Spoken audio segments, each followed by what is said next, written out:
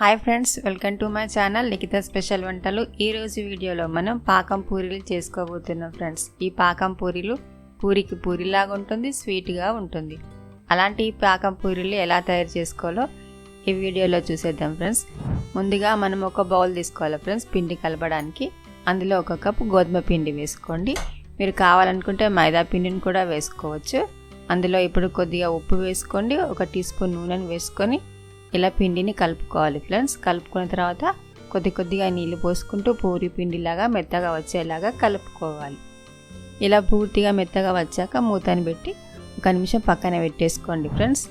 తర్వాత stove on చేసి ఒక గిన్నె పెట్టేసుకోండి. అందులో 3/4 కప్పు షుగర్ని వేసుకోండి.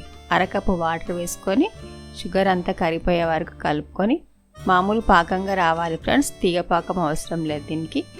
ఇలా పాకంగా వచ్చాక అందులో 1/2 టీ స్పూన్ యాలక్కుల పొడి వేసుకొని పక్కన పెట్టేసుకోండి ఫ్రెండ్స్. మూతని పెట్టేసుకొని ఇప్పుడు పిండిని చూడండి ఒకసారి.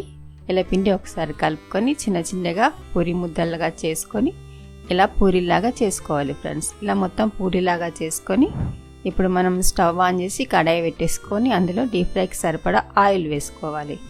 ఆయిల్ బాగా వేడెక్కాక మనం చేసిన పూరిని ఒక్కొక్కటిగా వేసుకుంటూ ఇలా ఒక్కొక్కటిగా వేసుకోవాలి ఫ్రెండ్స్. ఒక పూరిని వేసుకోండి. వేసుకొని ఇలా పూరి మొత్తం మునిగేలాగా నూనెలా ఒకసారి ఇలా గంటతో అంటే ఇలా పూరి పొంగుతుంది ఫ్రెండ్స్. ఎంత బాగా పొంగాయో చూడండి.